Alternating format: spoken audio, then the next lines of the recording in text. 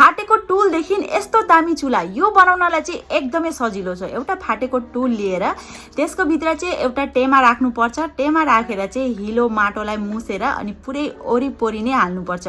Guys मैले त यो जस्तो सजिलो तरिका त आजसम्म देखिन चुला बनाउने र भिडियोलाई अन्तिमसम्म हेरिराख्नु होला।